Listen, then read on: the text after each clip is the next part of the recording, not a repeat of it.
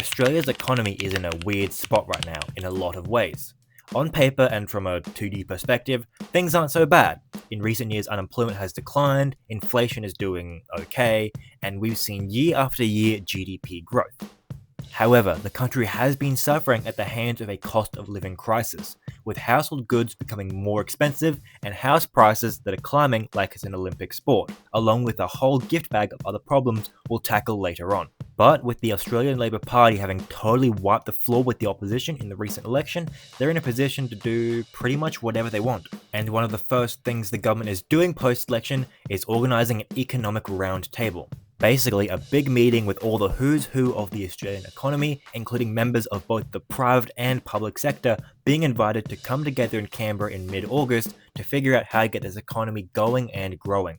The talks are being headed by Treasurer Jim Chalmers, who is recognised by some as a fairly ambitious man, giving some hope that real action can come from this. However, conflicts of interest may be rife within the talks, which could force the whole thing into gridlock.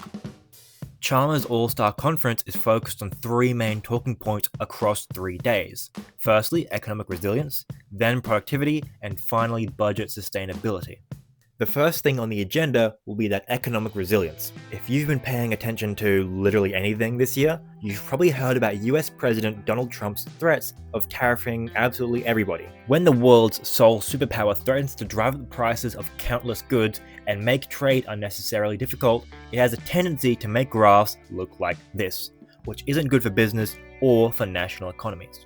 But we can't put all the blame onto that one man, as funny as it is. The rise in economic uncertainty can also be attributed to the COVID-19 pandemic, the Russo-Ukrainian war, and climate change, among a whole host of other problems that are proving why economic resilience is more important now than ever before. There are 5 major factors, both internal and external, that are set to reshape the Australian economy and keep things rocky for the foreseeable future. First up is global fragmentation, with some of the world's major powers slowly becoming less interested in daily group hugs and instead looking at which of their neighbours are the easiest to bully. Unfortunately for Australia, a lot of our biggest and best trading partners, namely China, are included in the list of nations who are starting to get more than a little rowdy. More than 2/3 of our exports head towards the Southeast Asian region every year, where there's numerous potential conflicts brewing both at land and at sea.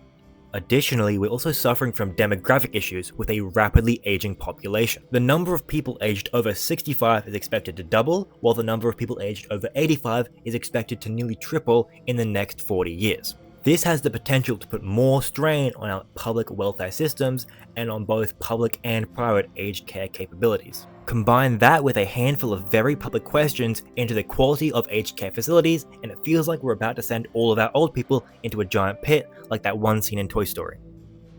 Thirdly, there's also been a shift away from low-skill jobs towards more high-skill jobs, particularly those in the services sector. Many of these jobs will require post-secondary school education in order to be properly qualified, meaning a more educated workforce, but a workforce that is constantly juggling HECS debt and therefore may not have as much buying power as you'd like in your consumers.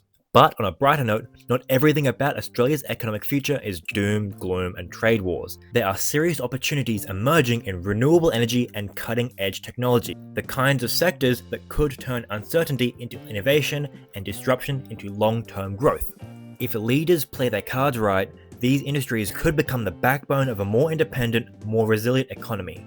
One of the most up-and-coming opportunities is the recent eruption of AI technology. Although many people, myself included, are more than a little skeptical of AI, there's no denying that AI has some serious potential to reshape our workforce for the better. If put in the right hands, AI can automate repetitive tasks and make logistics far simpler. It could also help international commerce by breaking down language barriers, so long as point 1 doesn't escalate too much.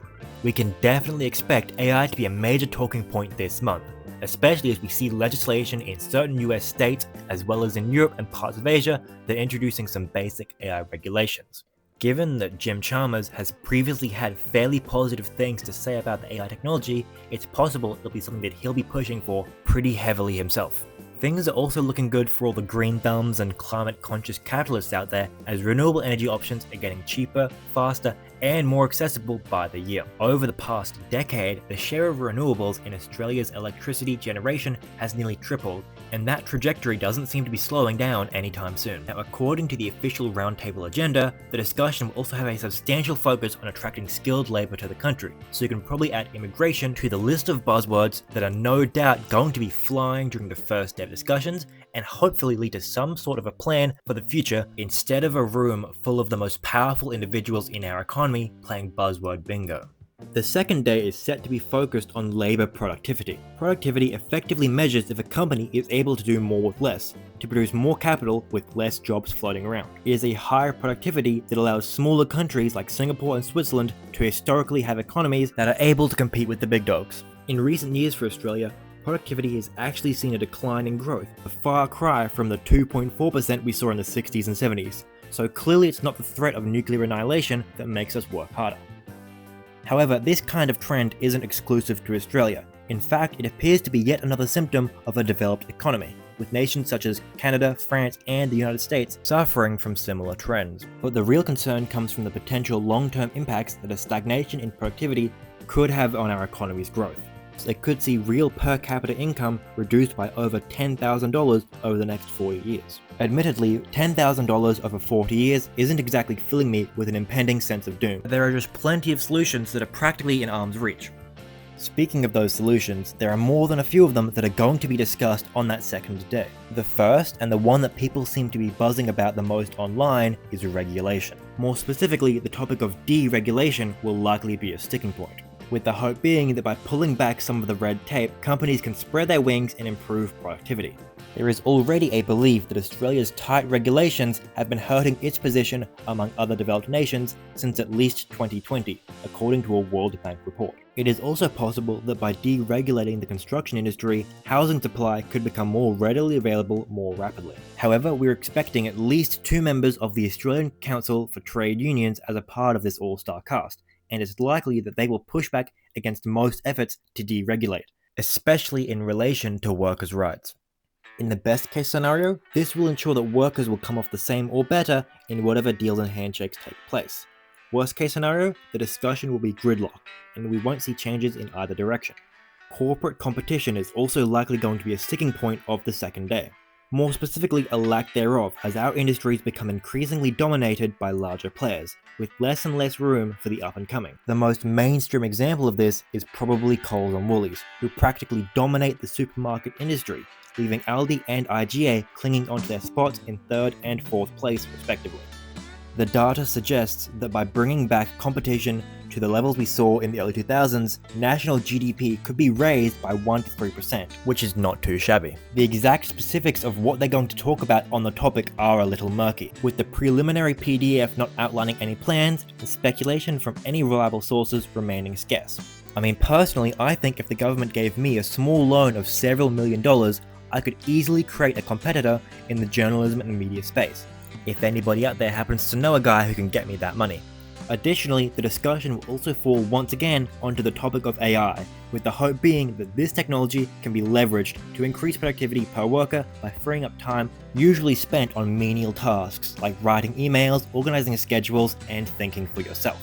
The third and final day is everyone's favorite, most exciting topic of discussion: budget and tax reform. Now, when it comes to budgets, Australia is actually a step ahead of its global peers. Australia has one of the lowest debt to GDP ratios in the developed world, sitting at 30.6% as recently as the 2022-2023 financial year, according to the Australian Bureau of Statistics. Compare this to the UK with 95.8% or the US with 124% both as of 2024, and you'll see we're not doing so bad compared to our bestest buds. In the 22-23 and the 23-24 financial years, Australia actually managed to keep their budget in a surplus 2 years in a row, which is the first time Australia has done so in nearly 20 years. However, these little achievements aren't necessarily expected to last, as the challenges ahead become more costly. A lot of these tie back to the issues we mentioned earlier, so I won't spend too much time on the background. The most obvious and the most pressing of these is the aforementioned demographics issue. With more people leaving the workforce, the government loses out on that sweet income tax. Furthermore, this aging generation will require more support from government-funded welfare such as the NDIS. Additionally, due to the aforementioned shaky geopolitical scene, Australia is beginning to put more emphasis on its own defence force, which has been dwarfed by its neighbours in terms of size, despite generally holding a slight technological edge that some say is closing. Recently, Parliament committed to raising defence spending from 1.9% of GDP to 2.4% of GDP by 2033. This would put the ADF in line with nations like Denmark, the UK, and Romania. But at this point, you might be asking yourself how exactly the government is going to find the money for these kinds of expenses, and to answer that, you'd think we could turn to the other focus of day 3, tax. However, things aren't quite that simple. Outside opinions have already thrown their weight around, suggesting tax-free thresholds for investors, cutting the 30% company tax rate down to 25%, and changes to the GST. But Albanese ruled this out earlier in August, stating that the only tax policy we're implementing is the one that we took to the election. And later adding that new proposals would only be considered after the next election in 2028, because third time's the charm, I guess? This leaves the whole discussion about tax reform in a bit of a weird position, since a lot of the ideas the Roundtable puts forward are essentially going to be held in stasis for another 3 years, which is more than enough time for things to rapidly shift, given how unstable the 2020s have already been. Overall, the Treasurer and his Roundtable is in an incredible position to make a lot of changes that Australians have been asking for years now. There's a chance to future-proof our aged care, set us up to be ready for the inevitable AI-powered world we're moving toward, and to break monopolies and set up the taxation system to benefit small Australians. However, the ever-ambitious Chalmers will have to deal with conflicting interests within his table and the roadblocks beyond it. This is Labor's chance to prove what they can do after a total election sweep, and to improve the lives of Australians with just 3 days of conversation. I'm keeping myself optimistic. It helps me sleep better at night, but regardless of what happens, we'll be there to report it. I hope you enjoyed this video. If we missed anything, or if you have anything to add, be sure to comment down below. Make sure to like the video and subscribe to see more of us and keep up to date. This has been ENVEE.